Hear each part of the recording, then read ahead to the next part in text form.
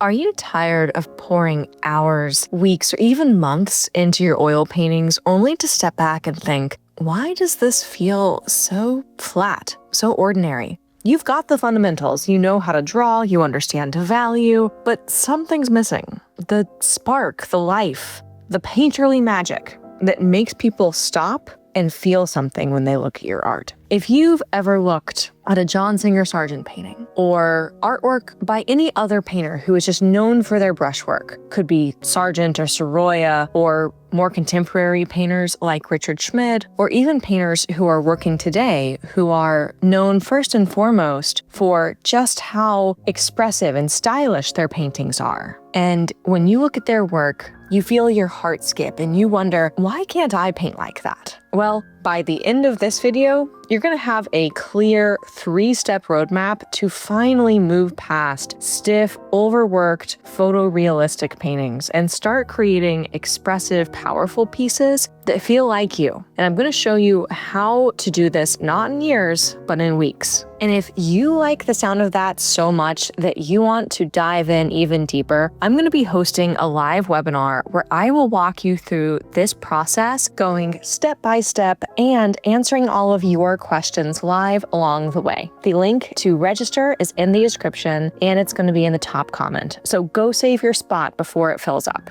So if you don't know me, I'm a self-taught artist. I didn't go to art school. I mainly took workshops, I watched videos, I even did like a summer session at an atelier. And the things that I knew how to paint, well, they were technically solid, like they looked really realistic, but they felt dead. Everything was so tight and detailed that I kind of might as well have just been like a glorified inkjet printer. And when people saw my work, they were all really impressed. After all, this isn't a particularly common skill in this day and age, but I was left feeling genuinely unfulfilled. Like I wasn't able to really express myself with what I was making. And the art that I made certainly didn't line up with the art that I loved. And it wasn't until I shifted my approach that things changed and I started to make paintings that people wanted to buy and that even won me awards like the Oil Painters of America Gold Medal. This shift ultimately allowed me to take my painting career full time. It allowed me to get in flow at the easel and just really enjoy that time, get to paint with other painters in a way that I looked forward to rather than feeling self-conscious about. And most importantly, the work that I make, it feels like I'm genuinely saying something with it. And that when people look at it, they see me. So how can you do this for yourself? Well, step 1 is that you need to build a blueprint. That is, we need to have an idea of where you're heading. This is where it all starts. So you don't need more random techniques. You don't need to watch hours and hours of additional YouTube videos. Trust me, I've been there. No, you need clarity. Specifically, you need to be able to answer the question, what does your dream work look like? What kind of painting absolutely lights you up? What kind of brushwork gives you chills? Or what color palettes just draw you into a piece, make you want to cross the room to look at something closer? If you don't know the answer to this, it's no wonder that you feel like you're spinning your wheels. Because if you don't have a clear idea of what kind of artwork you want to make, well, when you sit down at the easel, you're just going to default back to old habits. And ultimately, that's just going to leave you spinning your wheels exactly where you are right now. Now, if you are like many of the painters whom I have helped, where you have incredible taste and you love all kinds of different painting styles, do not worry. I'm going to be giving you the exact exercises that you need to use to understand what your dream style of artwork looks like, or to put it another way, what your artistic voice looks like in that live webinar. So make sure you register if you haven't already. But for the time being, here is a very simple overview so that you can get started. First things first, we have to get a sense of your taste. So start saving all of the art that you come across that you absolutely love. I personally find something like Pinterest is usually simplest for this, but truth be told, you can save this any which way. The only thing that matters is that you have an easy way to look at all of these pieces at once you have a good amount of them saved. Then, once you've collected a good amount of art, then you can think to yourself, yeah, this is pretty representative of my favorite kinds of artwork. And you've made sure that you also have your absolute favorites in there, so don't be afraid to go back and find your favorite paintings and make sure they get into this collection. Once you've done that, we need to have you filter through this and find the ones that are like home runs. They are 10 out of 10, perfect in your world. And to help you with this, I'm going to get even more clear. I'm not asking you to select the ones that you think are the objective best.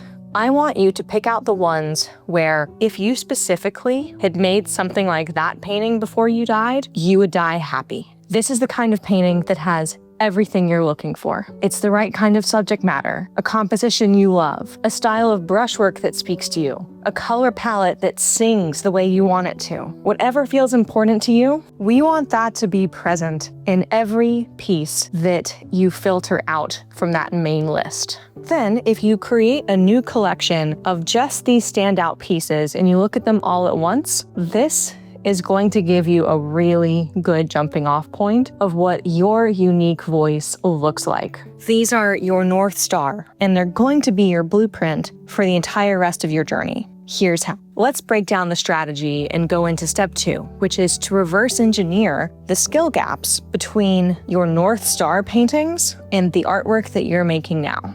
So once you know where you're headed from step 1, you have this idea of the kind of art that you would be really excited to make, you can go ahead and start mapping out what's missing. We want to look at the trends in those North Star paintings that we were alluding to, and then identify how the trends in those paintings differ from the trends in your paintings. So maybe your edges are too sharp, or you are over blending in areas, or your paint is too dry, or your values feature too much contrast, or you're not afraid to get dark enough in your darks, or your color palette just doesn't seem skewed in the direction that you see from those North Star paintings. Once we understand what the actual gap is, we can begin to bridge them. And I'll go ahead and tell you right now, master copies are my shortcut to this. And the great news is that if you have done the work in step 1 to save all of these favorite paintings of yours, well, you have some master copy fodder ready for you.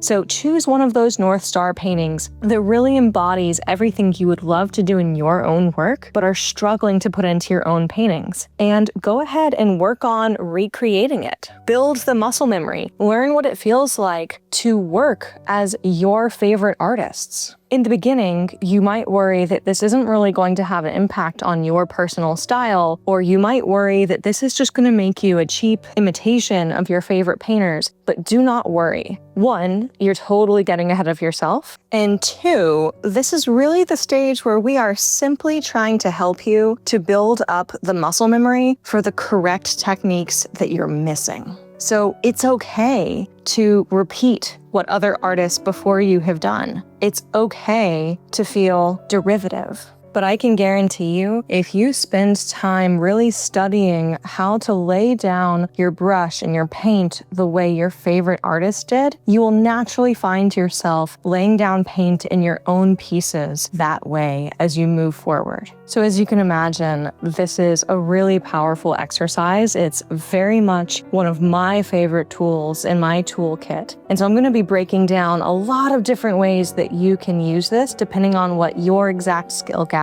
look like in that webinar. I'll go over everything from how you can use this exercise to better tailor your brushwork, to understanding what color palettes you need to use, to getting a better likeness in something like your portraiture. And this will be especially helpful for those of you who find that you can absolutely make something realistic, but you really struggle with knowing where you can simplify or abstract something and still have it look compelling, like this portrait that you're seeing me work on here. This certainly isn't a 100% realistic painting. There's a lot that's simplified, and yet it is compelling, and it's clear who the person is, of course, if you know the model for this painting. And finally, we get to step 3, which is to design paintings that you can't wait to create. This is the emotional engine behind all of it. So don't just grab a reference and hope for the best. You want to craft your reference. Build a mock-up that already feels like a finished painting. Not only is this going to get you excited to wake up early and work and get into your studio, it's also going to show you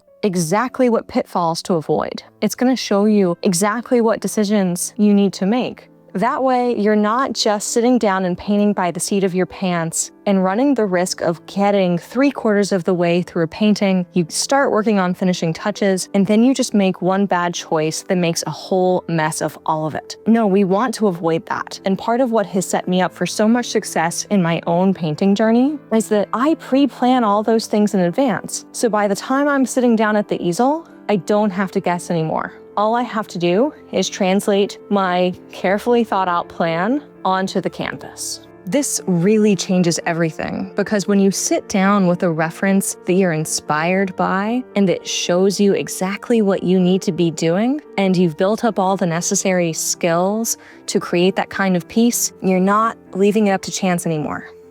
You're creating on purpose, and best of all, you're doing it in your voice. If your paintings feel ordinary right now, it doesn't mean that you lack talent.